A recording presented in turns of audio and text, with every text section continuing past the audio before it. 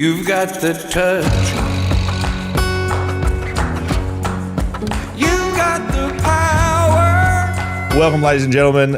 We have Lucy Fiore in studio. We had a chat about your last name and you've been correcting your husband about it, which is very funny. Thank you for joining us. We are ahead of the Western Trilogy, thanks to TABtouch, talking all thing racing, harness, greyhounds.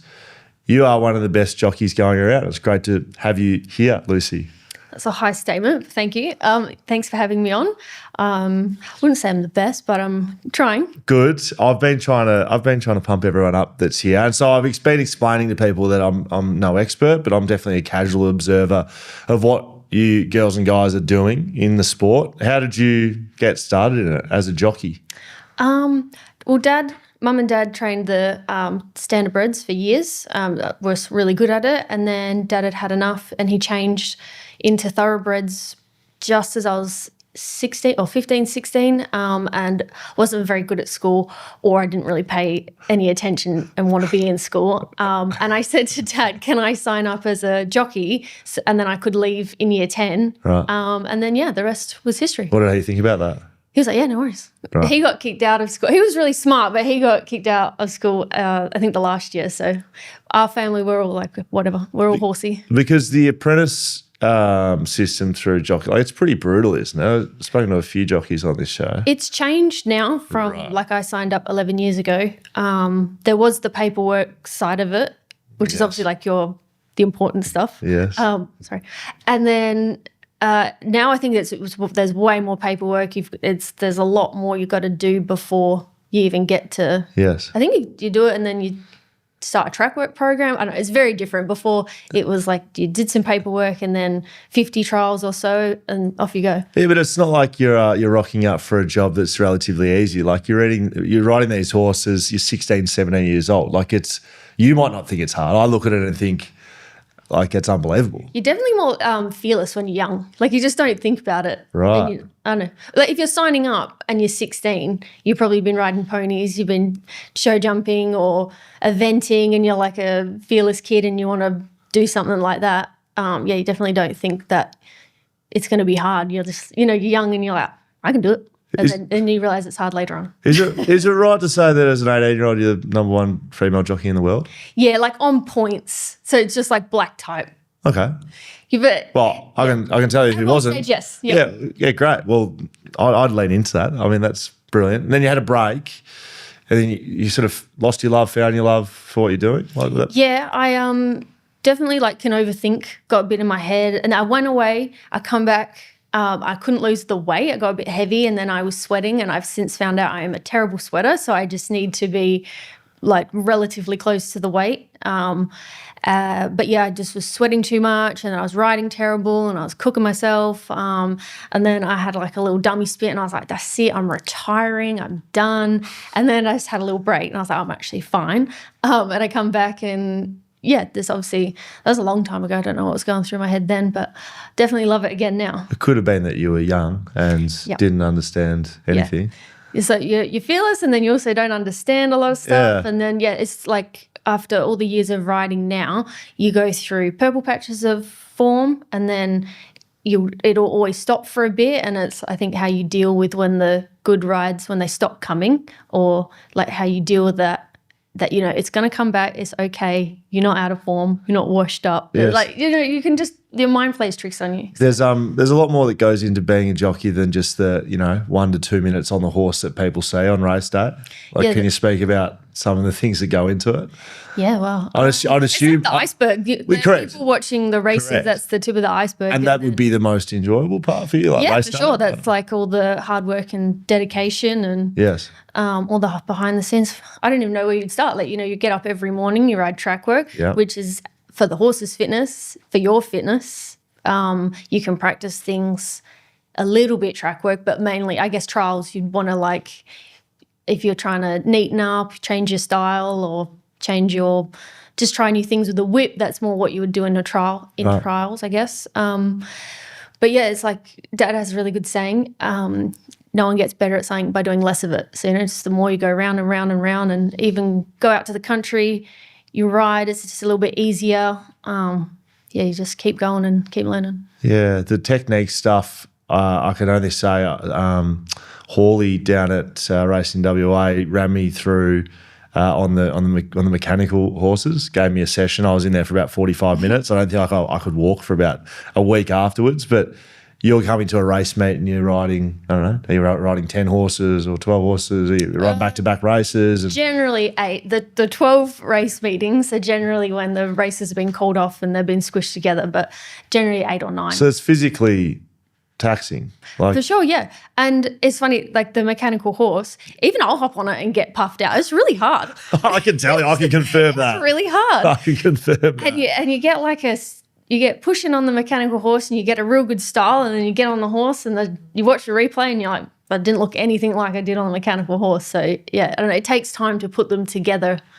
And I think it comes together when you stop worrying about it. You know, like you'd be so fixated on like, I want to be lower and be stronger, and then it's not happening and you're like, oh, whatever, just ride, and then it would just slowly come together.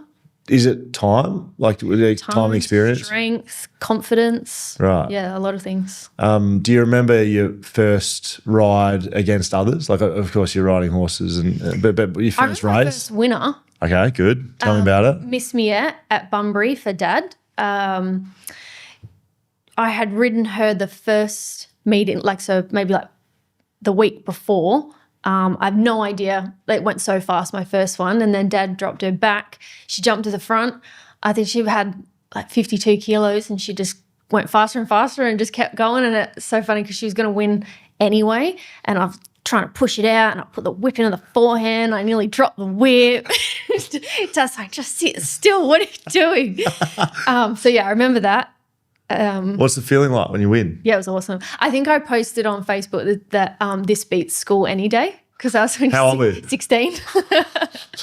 So, yeah. Tell me what the feeling like. What's it like going? Because I know there's close races as well, but like you know when you win. Mm-hmm. What's the feeling like? Describe the feeling. Depends. Say if it's what about a big race? Like excitement but relief. Depending on was it favourite? Was there pressure? Not pressure, but like you put pressure on yourself, or you're like in your mind, you're like this should win. And then like if it's $1.70 or something, it's just like whew, that kept everyone happy. Myself, the trainers, the punters, and then like sometimes it's funny like if like one you just thought had no chance, and you look at your form, and you're like, I don't know, you just don't give it much hope, and it wins, and you're like, what would I know? What motivates you as an athlete then? Like, is it some guys I played footy with, it was the they love the feeling playing in front of a crowd. Some played for the money. Some were motivated by their coach, who I'm assuming is sort of probably the trainer for you. And me, like I was motivated by winning. Like, what motivates you? All the time, depending on where you're at. Like when I was young, it was just the adrenaline, and you loved it, and I still love it. But then you get to you bought a farm. I want to pay this farm off. I want to pay my mortgage off. Yeah, it's a job, right? Yeah, it's a job that you enjoy. Yeah, and then you start looking maybe at your stats, and then you're like, I don't know exactly. I'm at 700 and something, and I want to ride 1,000 winners. So currently, that's what's fueling me. I want to get to 1,000, keep going. I want to win a Group 1. So I'm like, to win a Group 1, I probably need to be in career best form. So that starts now. We already have 3 Group 1s. They're in November and December. Yes. But it starts the whole time. So it just depends, I guess, on the time of year or your career and where you're at. You've been close to a Group 1? Yeah, I keep running second. I ran second last year on Admiration Express, and I ran second on Material Man for Dad. Yes. But I was both really happy with them. They were like... Sometimes you do your best, right? Do your best, yes. Both happy, but yeah, then there's a bit of a lull, like the Group 1's end, and you're like, it's no year till the next. I asked if you were going to get some time. Well, I said, when are you busy? And you said, I'm always busy in terms of racing. So you're going to get some time off? You're going to take a bit of time off? There's sort of this year? Sort of. So Bran and I are going in August to compete in the Mongol Derby together, which is, so it's not really a holiday, but we're going on a holiday. So explain that. What is it? It's 1,000 kilometres on horseback on the little Mongolian ponies they're broken in to a degree, but I think so it's like three. I think you'd ride like three separate horses. There's checkpoints. Sorry, I keep hitting this. That's fine. 3 separate checkpoints throughout the day. If you make it, you do about 40 kilometres each checkpoint. How many days does it take? Anywhere from 7 to 10. So is it? And you got to if you make it to the checkpoint, you can camp in the like little tents, or you've got like everything on you. You've got like a swag and food and a water distiller thing. Are you wearing like the traditional Mongolian? Like, I'm No, thinking like the you've big got like all different layers. We actually went and bought them, cost an arm and a leg, of like you've got thermals because I think it gets really cold. Then you've got like your waterproofs and your like a warm jacket because it can rain. Then it can go boiling because you go like 1,000 kilometres, and I think it's roughly a straight line to a degree, except for the mountains. And the climate changes the whole way. And are you trying to win it? Like, is that a silly question, or are you trying to get through it? Like, we just want to finish it. Like, if we win, that's awesome. Like, we will be doing our best. But I don't know. I just compete all the time, so I'm just happy to go and do something for fun. Yeah, crazy. Yeah, a bit of fun. Just 1,000 Ks on the back of a donkey. How good? Yeah, pretty well. They're Mongolian ponies. Sorry. In my mind, silly, no racing knowledge whatsoever. I'm just picturing some sort of like up and down mountains. Yeah, so you have a map and a GPS, and you have to figure out where to go. So this is Incredible. where Brandon will come in handy because he's ridiculously smart. But I think you have to like you're about to get on, you go like look at your map and figure out roughly like, okay, those 2 mountains, that's where we're going to. Because apparently as well, they can, not all of them, you get on and they'll just bolt and you just steer them in the right direction. And like there's little holes and stuff everywhere, and they say you just leave them alone and let them figure their own way out. Right. And then they'll just like slowly calm down and become rideable. So, I mean, how far do you have a favourite distance on the track, or like what's a regular race distance for you? Somewhere between 1,000 and 2,000, right? Somewhere there? 1 and 2 Ks? Is that sort of like regular? Yeah, 1,000 to 24 sometimes. Right. So you're beating that by around 998 kilometres. A lot. It's going to be a bit different to riding a horse. Yep. Plus, there's the aspect of like, of like just the physical, like you're riding all day, 12 hours. I think you can only ride from 6 till 6. And if you go past that point, you'll get a 2-hour time penalty. Right. So there's all that. Then when you get to each checkpoint, your horse's heart rate has to be under a certain heart rate. Yeah, so it's like the opposite. So it's like fast to slow. Right. If your horse's heart is too high, you can get penalised. How do you control that? I think you just got to like give them a bit of time. Yeah, cool them down towards the checkpoint. Yeah, so it's like the tortoise and the hare, like the opposite way. Yeah, I mean, how interesting. I mean, so you excited about that? Yeah, I'm so excited. And I'm very excited I get to do it with Brandon. Yeah. Because so he didn't know horses, and then he started riding like really the last 3 years, but he's just good at everything he does. So he's obviously amazing now. And training? Like he's a trainer? Training, yep. He's just, I don't know, he just hears something once and it just never leaves his mind. He's going to tell me. So he's training horses? Yep. You're riding them? He's riding with me, track work. So is that good for the husband-wife relationship? Yeah, we get along really well. Yeah, great. Obviously, he's my best friend, but no, we get along really well. It's just fun all the time. Awesome. I'm sure we argue a lot, but like not a lot, but when we disagree. Yeah, that's great. It's just you're on a couple of horses sometimes. We're just arguing whilst riding track work, but no, we're pretty good. Probably should finish on the Quokka. Hoping to ride in that. Yes. Hoping. I haven't heard anything from my manager yet. Case forward. Yeah, don't have a ride yet, people.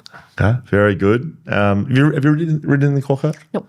Okay, so is that on the list of things you want to do? Yep. Obviously, it's definitely up there. What about what is at the top? Like, what do you want to achieve? What you have goals that you go, I want to do this. Like, definitely 1,000 winners. Group 1 or Group 1 times 2 or 3 would be great. Times 100 would be nice.